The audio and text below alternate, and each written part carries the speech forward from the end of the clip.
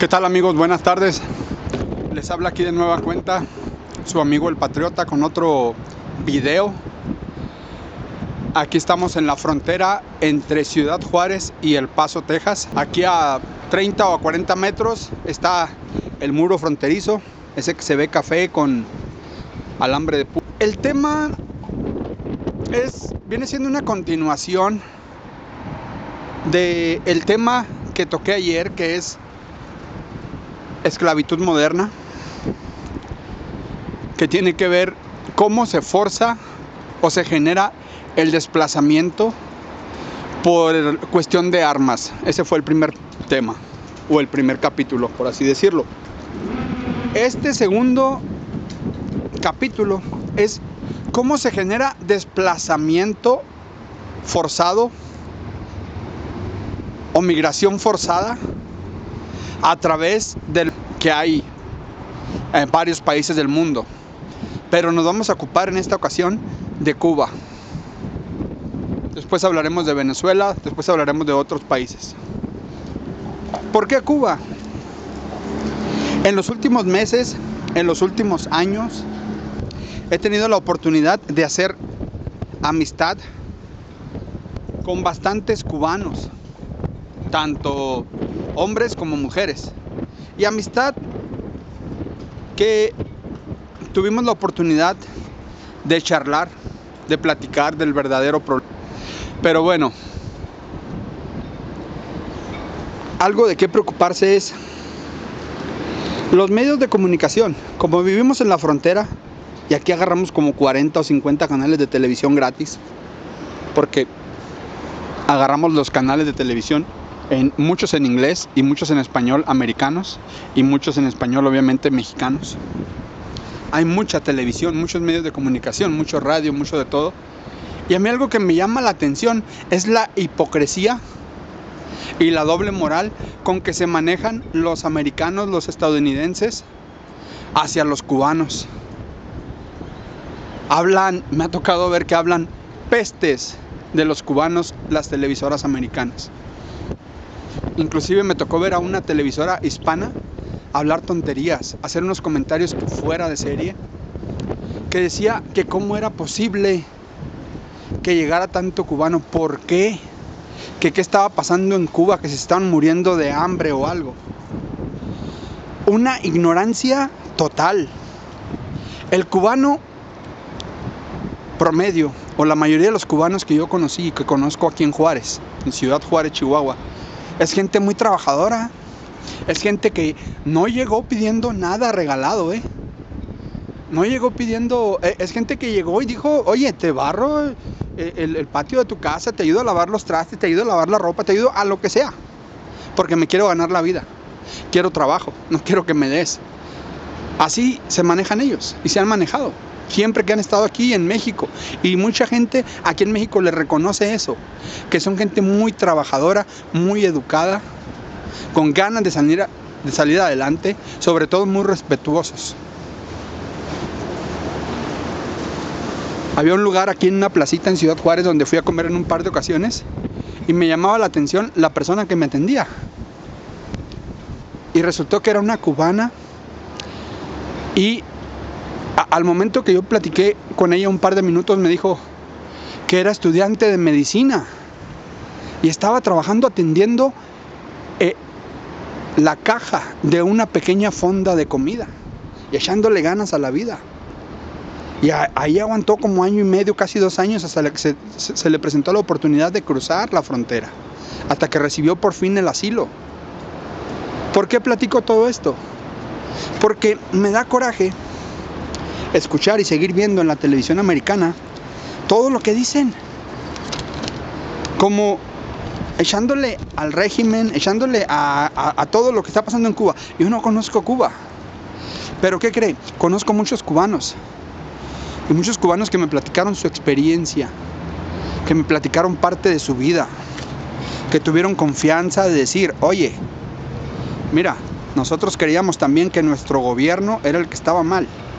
Dice, y sí está mal en muchas cosas, no tenemos muchas libertades por mucho de esto, mucho del otro, pero nos damos cuenta que lo que nos está afectando a nosotros los cubanos es el bloqueo, el embargo que le tiene Estados Unidos a Cuba. Cuba no necesita nada más ser libre de lo que está pasando. Necesita que se le levante el embargo. El embargo es otra manera de generar esclavitud moderna. Es provocar que mucha gente abandone su país y salga corriendo y a venir a tocar las puertas del país del norte. ¿Cómo está el asunto? ¿Cómo lo veo yo desde mi punto de vista y con todo el respeto del mundo hacia los cubanos? Tanto a los que apenas salieron de Cuba, que están aquí en México, como a los cubanos que están ya muchos años en Estados Unidos. Y espero que tengan la humildad de no olvidarse de dónde vienen, para empezar. ¿Sí? Y está bien que quieran la libertad para su país y todo, pero que no se les olvide cuál es el verdadero problema que hay en su país. Muchos de los cubanos que están aquí en México me dicen que si no existiera el bloqueo, las condiciones serían otras. Y el bloqueo que hay, o el embargo que hay de Estados Unidos hacia Cuba, es por no coincidir con sus ideales, por no dejarse controlar. Porque una cosa es querer quitar al gobierno que tiene Cuba, que es lo que quiere Estados Unidos, pero otra cosa también es obligar al pueblo cubano a vivir como Estados Unidos quiera. Le voy a dar un ejemplo, y me da tristeza dar este ejemplo. Nada me da el derecho a hablar de esta manera, pero ¿cómo está Puerto Rico? Puerto Rico es un estado libre asociado, y ¿a poco está bien?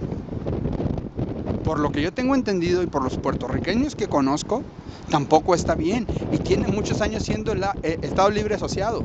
O sea que no quiere decir que ya porque un país o un gobierno haga lo que Estados Unidos quiere o dice, ese país ya va a estar bien. No, créanme que no, Pero la conclusión principal es que los cubanos no se han sometido a los intereses americanos.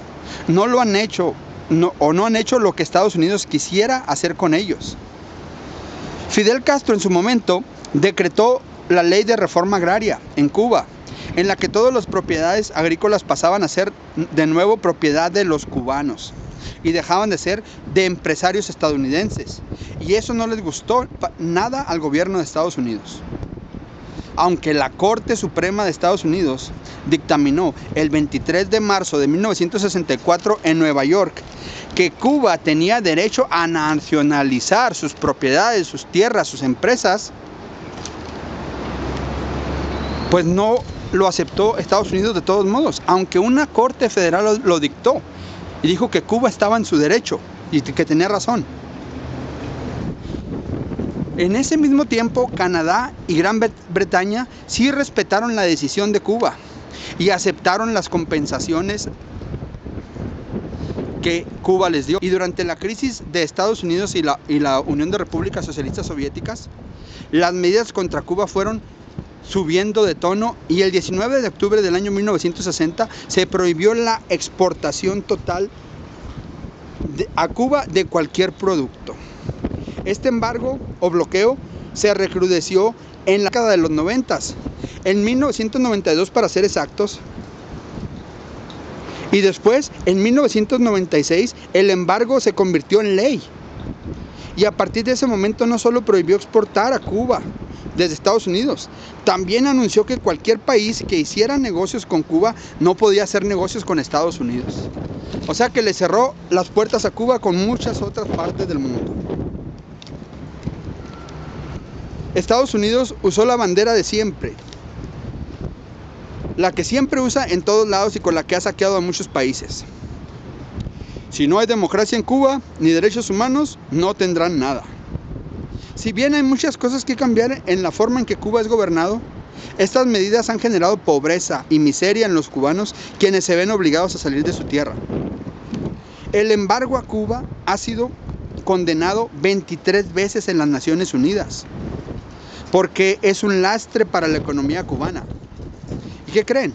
El 28 de octubre del 2015, el embargo contó con la abrumadora cantidad de 191 votos en contra en la ONU, en una sesión de la ONU.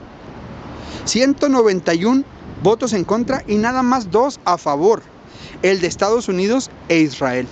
Solo Estados Unidos e Israel dijeron que no cambiaba lo del embargo hacia Cuba y no cambió. Aunque 191 otros países miembros de la ONU dijeron que ya debería de terminar, no paró. El máximo órgano de Naciones Unidas reafirmó, entre otros principios, la igualdad soberana de los estados, el no intervención y no injerencia en asuntos internos y la libertad de comercio y navegación internacionales. Con el gobierno de Obama, las cosas cambiaron un poco y en la actualidad Estados Unidos es el principal socio de Cuba, pero Cuba debe seguir los lineamientos que Estados Unidos ponga. No puede ser libre Cuba de comerciar, ni de navegar, ni de hacer muchas cosas. Al menos que Estados Unidos lo autorice.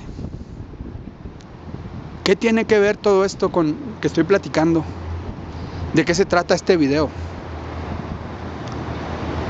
Es una continuación del primer video que hice de la esclavitud moderna. Es que estás forzando a hacer a la gente lo que se quiere. Estados Unidos forza a la gente a hacer lo que él quiere. Ya no tiene que comprar la gente, ya no tiene que encargársela a nadie. Ahora, los mata de hambre en sus países, los desplaza de muchas maneras, los hace que vengan a tocar la puerta y rogarle que les dé comida, que les dé trabajo, que les dé techo, que les dé algo. Es una manera de forzar la migración. La gente no está migrando a Estados Unidos porque es el gran país, es porque los tiene obligados a emigrar a este país.